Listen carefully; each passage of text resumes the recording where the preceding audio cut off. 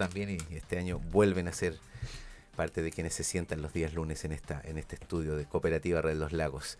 Ex candidato a alcalde, por supuesto, ex dirigente político también de la Democracia Cristiana, hoy día dedicado a sus temas, a sus proyectos familiares, personales, pero también siempre ahí con un ojo puesto en el análisis, porque la cuestión pública es una de sus pasiones en la vida. Pues bienvenido, Kossuth Vázquez, ¿cómo estás? Hola Eduardo, buenos días, saludo cordial a todas las personas que están escuchando hasta ahora el primer café de Cooperativa.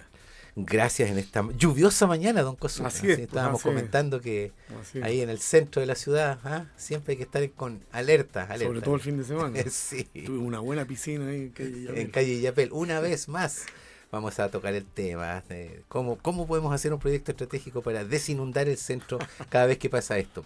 También nos acompaña académico, enfermero, militante del Partido Comunista. Está con nosotros don Alexis Oces. ¿Cómo está, Alexis? Bienvenido. Buenos días a todos, yo estoy bastante bien. Hoy día llegando corriendo, porque claro, la lluvia sí que uno tenga que conducir un poco con más precaución, ¿cierto? Además que por lo menos la semana pasada la ciudad de Puerto Montt tuvo la mayoría de sus sistemas de urgencia bastante saturados, porque tuvimos la clínica Puerto Montt en huelga, la cual por lo menos el 12 de mayo se resolvió efectivamente ahí. Llegaron a consenso. El 12 de marzo. El 12 de marzo lograron, se llegó a consenso. Y ahí tuvo un apoyo y asesoramiento de la Central Unitaria de Trabajadores en todo este proceso para mejorar sus condiciones laborales. Así que bien. Buenas noticias, que las mesas de negociación resulten en algo positivo finalmente. Para eso es lo que todos esperamos. Y decía yo que se incorpora a este panel de los días lunes también quien fue coordinador zonal del Partido Republicano en el Distrito 25, es decir, la mitad de la región, la mitad norte de la región más o menos. Así que bienvenido también, él es un militante del Partido Republicano y le damos la más cordial bienvenida aquí a este panel, don Raúl Monsalves. ¿Cómo está, Raúl? Buen día. Muy buenos días, muchas gracias por la invitación. Así es, estamos llegando desde Puerto Varas, donde hay una lluvia exactamente igual de fuerte que la que están viendo ustedes ahora, así que llamar a la precaución nomás. Cuando estaba comentando cuando llegué que efectivamente en la carretera habían por lo menos 4 o 5 accidentes, así que hay que manejar con cuidado y con precaución, porque la lluvia hace que todos los frenos frenen más lento, es el problema. Así es. Gracias, Raúl, por acompañarnos. Esperamos que también sea una jornada en la cual esta mesa de conversación, de debate, de puntos de vista, sirva justamente al propósito que está diseñada, que es otorgar a la audiencia más elementos, pero también aquí generar un clima de conversación.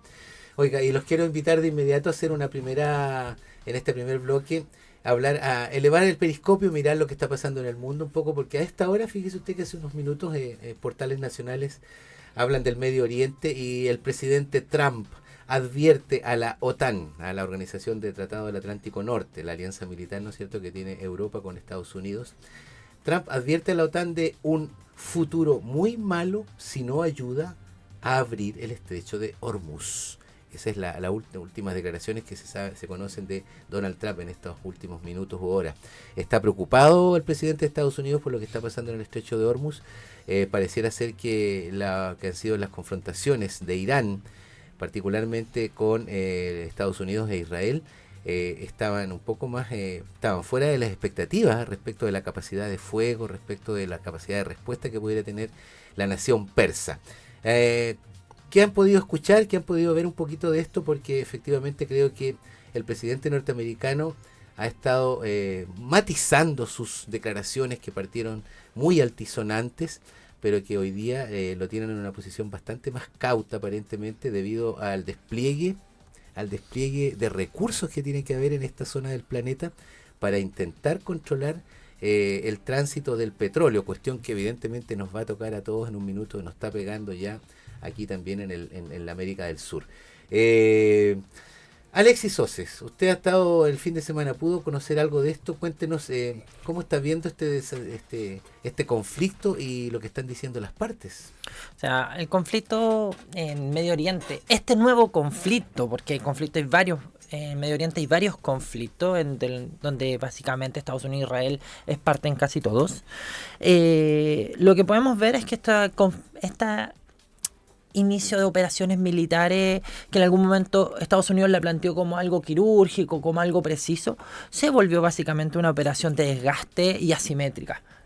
Lo que dicen varios medios internacionales de distintas fuentes es que Irán básicamente le sale lanzar un misil o un dron $20.000 aproximadamente, Estados Unidos pararlo le sale $4 millones. Entonces claramente los costos son diametralmente distintos y aquí hay un nivel de desgaste. Pero además se ha visto y se ha ido mostrando que las grandes defensas, por ejemplo, de Israel no son efectivas y está recibiendo bombardeo en sus ciudades. Entonces, lo están pagando los civiles. A mí, la guerra en general creo que básicamente es una transacción, porque aquí hay quien busca imponer su lógica ideológica, porque claro, Estados Unidos ha vendido la idea de que lleva la libertad, llevar la democracia, llevar los derechos de la mujer, llevar a la mujer los derechos de la comunidad LGTB, pero no tiene ningún problema en seguir siendo aliado de Qatar, Arabia Saudita y otras básicamente también dictaduras y monarquías de Medio Oriente, pero que son de su signo ideológico o son más cercanas ahí en la transacción económica. Entonces aquí no hay una disputa ideológica o moral como la han intentado plantear. Es una transacción económica. Y desde esa lógica, como es una transacción económica, la semana pasada también pudimos saber que Estados Unidos ya votó Ucrania. Le da lo mismo. Y votó a Europa. Porque ahora ya no tiene problema en que se compre el petróleo ruso. Porque ahora cambió el foco. Como en algún momento bloqueó a Venezuela, como en algún momento bloqueó a Rusia, porque no le hacían caso, porque no lograba la injerencia como país, ahora que cambió su foco, le da lo mismo y bueno, compremos el petróleo ruso porque ahora no es tan malo. Dejemos a los ucranianos votando. Entonces, esa doble moral es patética. Eso sí, Irán dio un golpe estratégico al parecer este fin de semana, porque lo que dicen es que se abre el estrecho de Hormuz, pero con la condición de que se compren yuanes. Y eso no solo golpea militarmente, golpea el sistema internacional de transacción económica, porque significa que el dólar deja de ser la moneda de referencia, deja de ser la moneda de reserva, y ahí empieza a pegarle, básicamente, que una de las razones por la cual Estados Unidos ha sido el gran hegemónico durante el siglo XX y siglo XXI. Oiga, interesante ese último anuncio que usted menciona, Alexis José. Raúl, un salve, lo invito a hacer una entrada, una primera reflexión acerca de este conflicto que ya toma por 2 semanas, un poco más, pero que es parte de un continuum en ese lado del planeta. En primer lugar, yo creo que las guerras en general no benefician a nadie, o sea, ese es el primer hecho de la causa. Respecto al tema en particular de Irán y todo lo que tiene que ver con Medio Oriente, hay que primero poner el punto sobre la I en qué es lo que es Irán. Irán es una teocracia que básicamente quienes la defienden de algún modo, ¿cierto?, se olvidan de que es un lugar que es muy violento para las minorías, muy violento para las mujeres. Las mujeres son apedreadas, básicamente, donde cuando no cumplen con la ley islámica. O sea, no hay que olvidar que Irán desde el año 70 y tanto en adelante, cuando llegaron los ayatolás, era 79, era un lugar muy, muy tranquilo para vivir, era un país común y corriente en el fondo de Medio Oriente. Luego de eso se comenzó a llenar con esta visión más radical de la religión islámica, y finalmente terminó siendo lo que para Occidente se considera una amenaza. Si en el fondo nosotros también no debemos dejar de tomar en cuenta de que Irán comenzó a desarrollar la capacidad nuclear, comenzó a enriquecer uranio, y finalmente todo eso resulta en que significa una amenaza para las democracias occidentales. Luego de eso, uno puede estar en contra o no del desarrollo de una guerra, de la forma en que se lleva, pero tampoco hay que olvidar cuando uno hace un análisis respecto a los armamentos, respecto a la capacidad bélica. Estados Unidos está a niveles que son ni siquiera analizables. La capacidad que tiene Estados Unidos y sus ejércitos, su tecnología. Creo que nosotros conocemos con suerte el 50% de lo que ellos tienen. Entonces, esos análisis que a veces uno hace, ¿sabes qué? La capacidad que tiene Irán de defenderse, sí, Irán tiene muy buena capacidad de defenderse, sobre todo en cuanto a sus cuadros de infantería, la Guardia Revolucionaria, todo lo que significa la parte de hombres, pero no es nada comparado con la capacidad que tiene Estados Unidos. Y eso hay que reconocerlo para bien o para mal, si es una realidad. En ese sentido, vamos ahí, son elementos que están confluyendo hoy día en esta mirada que tenemos sobre la nación persa y sobre todo en ese territorio vasto, inmenso, pero que concentra además esta riqueza que es el petróleo Kossuth y que pareciera ser que está al centro finalmente, como dijo un periodista italiano hace unos días atrás, Estados Unidos siempre va a defender la libertad y encuentra petróleo. Ahí está, es buena la frase que dijo eso, porque sirve para polemizar, sirve para conversar. Kossuth Vázquez. Sí, lo que pasa es que acá está Estados Unidos y su aliado Israel, pues, en el Medio Oriente. Israel es un país que necesita estar bajo el paraguas de los Estados Unidos y en conjunto, evidentemente, han generado toda una mise en escène para atacar hoy día un nuevo Estado, en este caso el Estado iraní. Claro, sobre la base del pretexto siempre de defender la libertad, defender la democracia, defender los derechos civiles de las personas que ahí viven. Pero todos sabemos que esa es una retórica que se plantea siempre inicialmente para efectos de justificar, en este caso, esta guerra que fue creada y fue inventada por Donald Trump, y básicamente para lo que todos sabemos, digamos, que tiene que ver con el fortalecimiento de la posición de ambos países en el nuevo marco geopolítico que se está empezando a estructurar, en donde Estados Unidos necesita abiertamente consolidar posiciones, y por lo tanto ahora es Irán. El problema es que esto iba a ser una pasadita por Irán, y resulta que desde el 28 de febrero ya vamos varias semanas y la cosa se ha complicado bastante. Entonces uno escucha hoy día noticias como por ejemplo la de que Donald Trump, ¿cierto?, pide que se involucren otros actores para efectos de poder contribuir a que en este caso el famoso estrecho de Hormuz no siga siendo bloqueado y permitan también el paso de los petroleros, ¿cierto?, que por ahí recordemos que transita el 20% del petróleo que se comercializa en el mundo. Pero al final del día lo que aquí importa es tener en consideración, lo primero, decir que esta es una guerra como todas las guerras que son finalmente la primera consecuencia es la destrucción de los espacios que son habitados por civiles, y la segunda son los civiles que finalmente terminan siendo asesinados y que no tienen ninguna incumbencia finalmente en las decisiones por las cuales se llevan adelante. Hoy día se estima que son más de 3.000 las personas que han fallecido el 28 de febrero en adelante, todos civiles, y bueno, y eso nosotros no lo podemos dejar de lamentar, porque finalmente cualquier excusa que termine con el asesinato de poblaciones civiles, me parece a mí que es sinónimo solamente, aunque sea la justificación que quieran dar, es sinónimo de barbarie. Bien, pues, a mí me gustaría agregar dos puntos que es importante ponerlo en el debate. Cuando en este caso Raúl plantea que Irán era un país tranquilo antes de esta teocracia, igual es una falacia porque era una dictadura monárquica.